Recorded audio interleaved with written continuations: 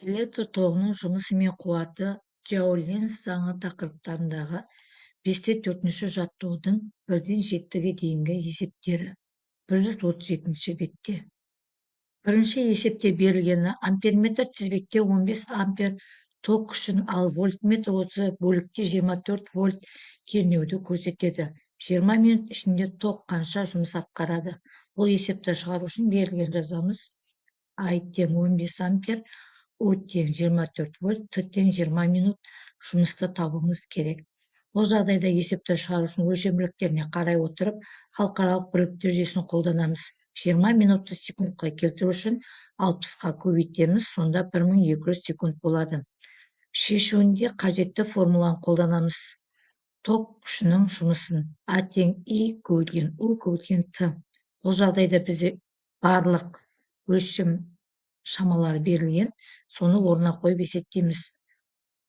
А тең 15 ампер көбөйтүлгөн 24 вольт көбөйтүлгөн 1200 секунд тең болду 432 000 джоульге. Бул 4032 джоульды килоджоуль түрүндө жазуумузга болот. А тең 432 килоджоуль деп. Экинчи эсептин берилгени электр плиткасынын кедергиси 80 Ом, желидеги кернөө 220 вольт. Электр плиткасы 6 саат ичинде канча энергия тутунады? Берилген боюнча жазабыз. R тең 80 Ом, U тең 220 вольт, T тең 6 саат. Канча энергия тутунат дегенибизди Q'ду табабыз. Биз өлчөмдөрүнө карай отуруп 6 саатты секундка айналдырабыз. Бул үчүн 1 саатта 3600 секунд бар. Сону 6га көбөйткөндө 21600 секунд болот. Шешүүндө Q тең I квадрат RT немесе Джоулинс заңын колдонобуз. Ошол жерде I деп атканыбыз U бөлүнгөн R.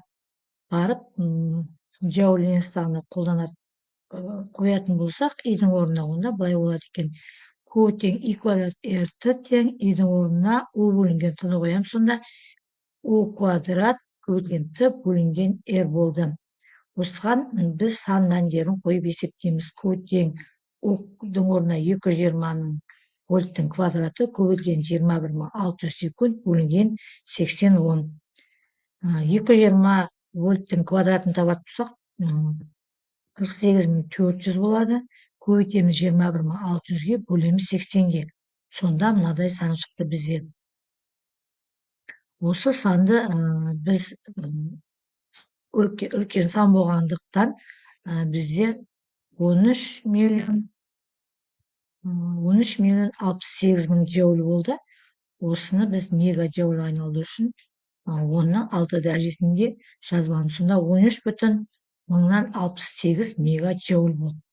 Бул жерде биз бөлүнгөн жылуу мөлшөрүн немесе энергияны таптык. Энд осуну киловатт саатка айналдыратын болсак, канча бөлүнгөн? Осы биз 13 миллион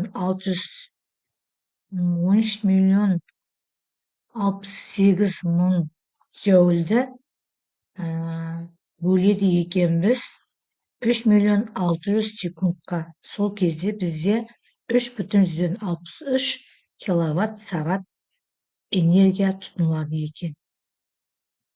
Үчүнчү эсепте Ом заңын пайдаланып, токтун жумушун ток күчү, кедерги жана убакыт боюнча, кернөө, кедерги жана убакыт боюнча өрнөктөнгөн деп берилген. Биз Ом заңын жазып алабыз. I тең U бөлүнгөн R бул Ом заңы. Энд электр тогунун жумушун жазабыз. А тең I көбөйтүлгөн U көбөйтүлгөн T.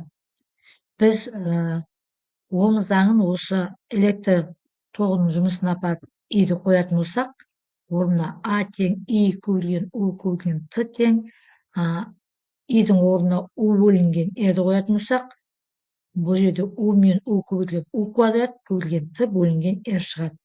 Энд осы Ом заңды кернөө аркылуу өрнөктөйтүн болсак, U тең I көбөйтүлгөн R деп және электр тогунун жумушуна апарып коятын болсак, былай болот экен.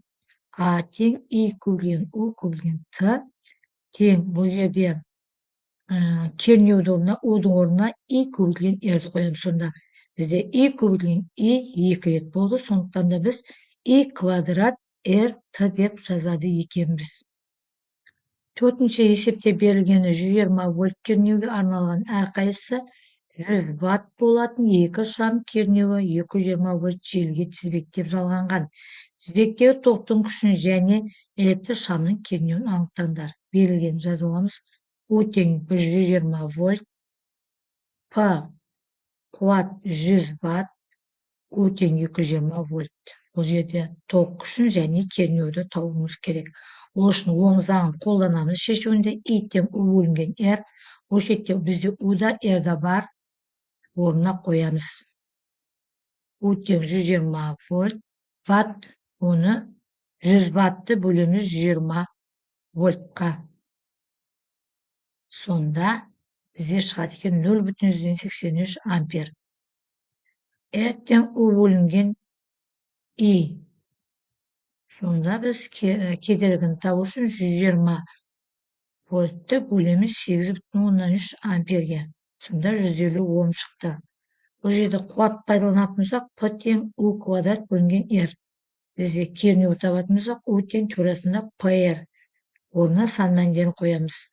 У тең турасында 100 ватт, көбейтілген 150 Ом, 15 мың шығады турасында, одан түбір табатын болсақ, 123 вольтқа тең. Олай болса, біздің іздеп отқан тізбектегі токтың күші 0,83 амперге тең. Бұл жерде тізбекте жалғанғандықтан ток күші барлығында бірдей болады, және кернеуіміз 123 вольтқа тең екен. Бесінші есепте берілген 220 вольт кернеуге жұмыс жасайтын қуаты 700 ватт болатын қыздырғыштың спиралін қимасы 0,5 мм квадрат хромаль сымынан жасау керек. Сымның ұзындығын табыңдар. Хромальдың меншікті кедергісі 1,4 Ом көбейтілген миллиметр квадрат бөлінген метрге. Берілген бойынша жазып аламыз. Кернеу 220 вольт, бізде қуат 700 ватт, және хром сымының меншікті кедергісі 1,4 Ом көбейтілген миллиметр квадрат бөлінген метр, және жаңа сымның көлденең қимасының ауданы берілген 0,5 мм квадрат. Біз сол сымның ұзындығын табуымыз керек.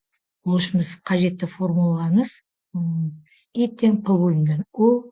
Ол жерде біз ток күшін тауып аламыз. 700 ватты бөлеміз 220 вольтқа, сонда 3,2 ампер. Біз кедергіні табу үшін У бөлінген И. Бұл жерде Ом заңын пайдаландық. Сонда R тең У бөлінген И. Жаңа біз Иді тауып алдық, сондықтан да 220 вольтты 3,2 амперге бөлем. Сонда 68,175 Ом шықты. Бұл біздегі тізбектің кедергісі. Осы жерден тізбектің бөлігі үшін R тең Ро, L бөлінген S формуласын қолданамыз. Осы формуладан L табатын болсақ, R көбейтілген S бөлінген Ро. Орнына сан мәндерін қойып есептейміз. 68,175 Ом көбейтілген 0,5 мм квадрат бөлімінде 1,4 Ом көбейтілген миллиметр квадрат бөлінген метр.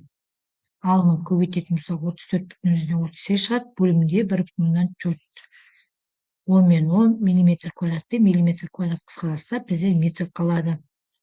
34,138-ді 1,4-ке бөлетін болсақ, 24,56 метр. Жоқ, шамамен біз 25 метр деп алуымызға болады. Олай болса, іздеп отқан сымның ұзындығы 25 метрге тең. Алтыншы есепте токтың қуатын ток күші мен кедергі арқылы және кернеу мен кедергі арқылы өрнектеніп берілген.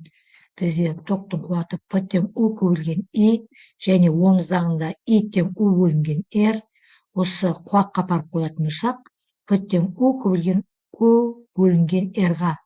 У мен У көбейтіліп, У квадрат бөлінген R шығады екен. Енді осы қуатты Ом заңындағы кернеу арқылы өрнектейтін болсақ, У тең И көбейтілген R, онда қуатқа апарып қоямыз қуаттың формуласына. П тең И көбейтілген И R. Бұл жерде И квадрат көбейтілген R шығады. Жетінші есепте берілгені кернеуі 250 вольт, желіге осындай кернеуге арналған қуаты 500 ватт және 25 ватт екі шам қосады. Тізбектеп немесе параллель жалғағанда олардың қайсысы жарқырап жанады? Берілген бойынша есептің шартын жазамыз. У тең 250 вольт, П тең 500 ватт, Б екінші 25 ватт. Біз бірінші және екінші шамның ток күшін табуымыз қажет. Шешуінде П тең У көбейтілген И көбейтілген У. Осы жерден бірінші шамның ток күшін табатын болсақ, И1 тең П1 бөлінген Уға. 500 ватты 250 вольтқа бөлсек 2 ампер шығады. Бірінші шамның сонда ток күші 2 амперге тең. Екінші шамды есептейтін болсақ, бұл жерде екінші шамында сан мәндерін қойып есептеген кезде 0,1 ампер шығады. Олай болса, бірінші шамның ток күші екінші шамның ток күшінен үлкен. Олай болса, бірінші шам екінші шамға қарағанда жарқырап жанады екен.